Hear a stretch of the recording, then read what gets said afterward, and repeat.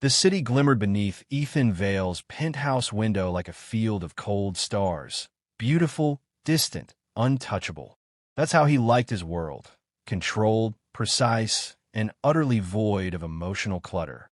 To everyone else, he was the golden son of the Vale dynasty, a billionaire with charm polished to perfection. But behind the designer suits and charity galas lay a truth he couldn't buy his way out of. His inheritance depended on proving he could sustain a committed relationship. Love wasn't his language. Transactions were. That's why, when the press caught wind of his lonely empire, he called for a solution, not a soulmate. Enter Noah Reyes, 31, a struggling architect who carried quiet exhaustion in his eyes and tenderness in his hands. His son, Liam, was his world, but the bills were relentless, and the world was unkind to dreamers. When Ethan's assistant offered him an unthinkable deal, a contract to play the billionaire's devoted partner for 3 months, Noah almost laughed. Almost. But hunger doesn't negotiate with pride. Their first meeting was all sharp edges and silence. Ethan stood like a man carved from marble, his voice smooth but cutting. Noah met his gaze, unflinching. You're asking me to lie to the world. I can live with that, but I won't lie to myself. That line, honest, defiant, lingered in the room like static. Ethan felt something shift, something he hadn't planned for. The contract was signed the next morning. Days unfolded in rehearsed gestures. Ethan's hand brushing Noah's at a press conference, the two exchanging practice smiles while photographers devoured the illusion. Every pose was a lie, yet under the surface, every touch sparked something dangerously real. The world believed what they saw, a perfect couple sculpted from success and devotion.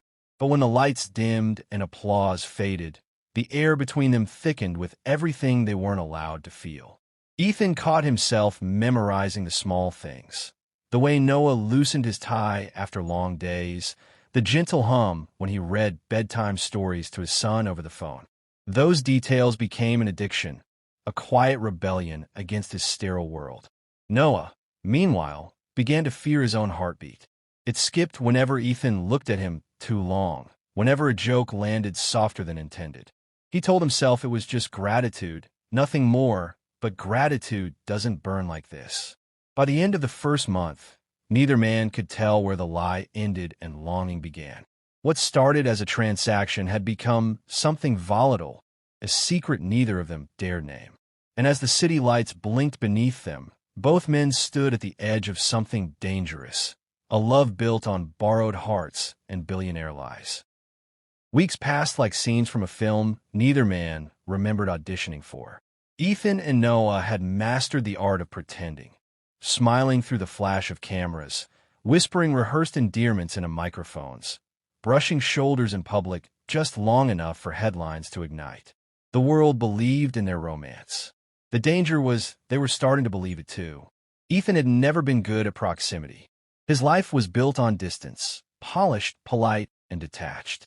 But Noah's presence broke that precision. He laughed without permission, argued without fear, and treated Ethan not as a billionaire, but as a man. It unsettled him, thrilled him. For the first time, the empire heir, who could buy anything, found himself craving something he couldn't purchase: sincerity. Noah, meanwhile, began to lose his grip on the boundaries he'd drawn. What began as survival, a job to protect his son's future, now tangled with guilt and desire. Each night he reminded himself, this is pretend. Each morning he woke with Ethan's voice still echoing in his head. Their chemistry didn't ask for permission. It built itself quietly, in the empty spaces between obligation and longing. Late nights in Ethan's penthouse became dangerous territory. They'd sit by the window, city lights painting gold across their faces. Conversations slipped from business to vulnerability, scars from the past, fears of failure, the loneliness that wealth or poverty could never cure. One evening, after a charity gala, their performance almost broke script. Noah's bow tie hung loose, his voice low from laughter and champagne.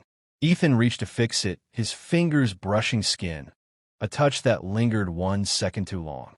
Neither spoke. The silence carried everything words couldn't risk.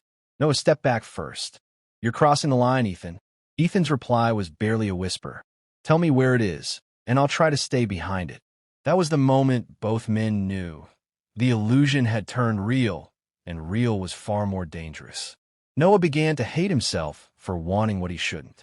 He saw Ethan with his son, teaching Liam how to fold paper airplanes, laughter spilling freely, the kind of scene that should have belonged to truth, not a contract. Every glimpse of tenderness deepened Noah's guilt. He wasn't just faking affection anymore. He was betraying his own rules, his own heart. Ethan, too, felt the fracture widening. He started canceling meetings, inventing excuses to spend hours with Noah and Liam. It wasn't strategy anymore. It was sanctuary.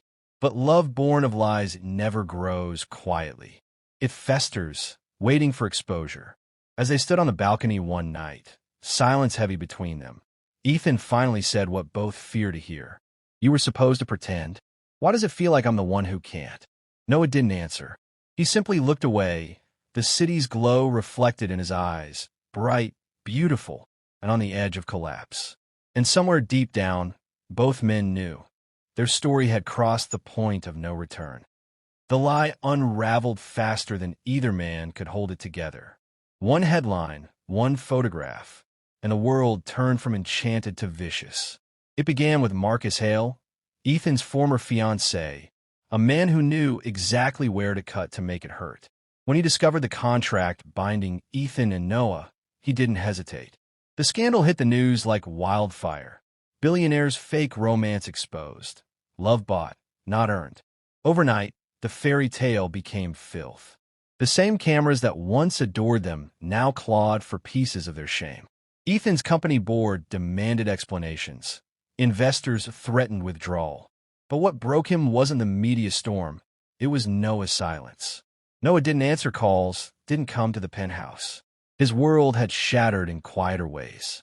His son's school called, worried about the whispers, the other parents' looks. Liam's voice, small and confused, echoed in his head. "Dad, why are they saying we're fake?" Noah's heart cracked under the weight of his own choices. What he had told himself was survival had turned into betrayal, not just of Ethan, but of the man he believed himself to be. When he finally faced Ethan again, the air between them was sharp enough to bleed on. Ethan's usual composure was gone. His voice trembled beneath exhaustion and regret. "You think I planned for it to go this far? I want to control, not this, not you haunting me every second." Noah's jaw tightened. "You paid me to love you, Ethan. Don't rewrite it now that it hurts." But the anger didn't hold. It broke into something raw. Ethan stepped closer, his voice breaking. Noah turned away, because truth was more unbearable than lies. He had fallen for a man who'd bought his presence but accidentally earned his heart. That was the real betrayal, that they had both loved in the wrong way at the wrong time. The next morning, Ethan's penthouse was empty. Noah left the keys and the contract on the marble counter, symbols of a deal that had burned into ashes. The news cycle moved on, but the silence between them didn't. Ethan stood in the ruins of his empire, surrounded by everything he owned and nothing he wanted. For the first time in his life, money couldn't buy him back what mattered. He found one drawing left behind on the counter, a crayon sketch by Liam, 3 stick figures holding hands under a yellow sun. The caption read, "Us." Ethan stared at it until his vision blurred. That piece of paper, fragile, childlike, honest, was the only truth left in a life built on performance. And as the sun rose over the city, Ethan understood the cruel irony of it all. He had borrowed love for business, but lost himself to something real. Months slipped away, quiet and unremarkable, the kind of time that doesn't heal, only dulls.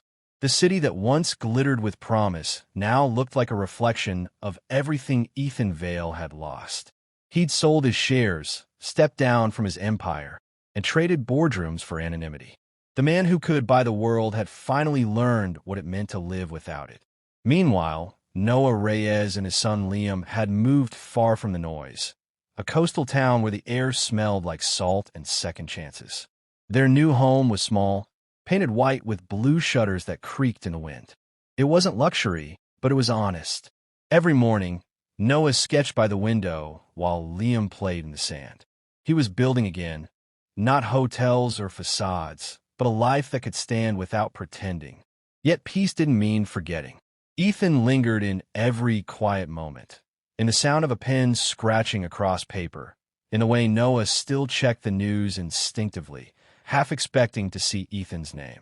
Love like that doesn't vanish. It waits, quiet but alive, behind every heartbeat. One afternoon, a letter arrived. No return address. Only Noah's name written in that familiar, steady hand. He hesitated before opening it. The paper smelled faintly of cedar, like Ethan's cologne. Noah folded the letter carefully, his fingers trembling. It wasn't an apology he needed, it was closure. And yet, as he placed the letter between the pages of Liam's scrapbook, something in him cracked open again. Outside, the sea was calm. Liam ran to him, holding a paper airplane. "Dad, look, it flies better when the wind helps." Noah smiled, tears soft in his eyes. "Yeah," he said quietly. "Sometimes you just have to let the wind take it." The scene shifted, waves rolling, sunlight fading into gold. Somewhere far away, Ethan stood on a pier, watching the same horizon. He wasn't looking for forgiveness anymore, only peace. In his hand was a worn photograph. Noah and Liam at the park, laughter frozen in time. He let the wind take it. Their love hadn't ended. It had transformed, from possession to memory, from chaos to calm. And though both men had broken what they borrowed, in the ruins, they'd found something real, themselves.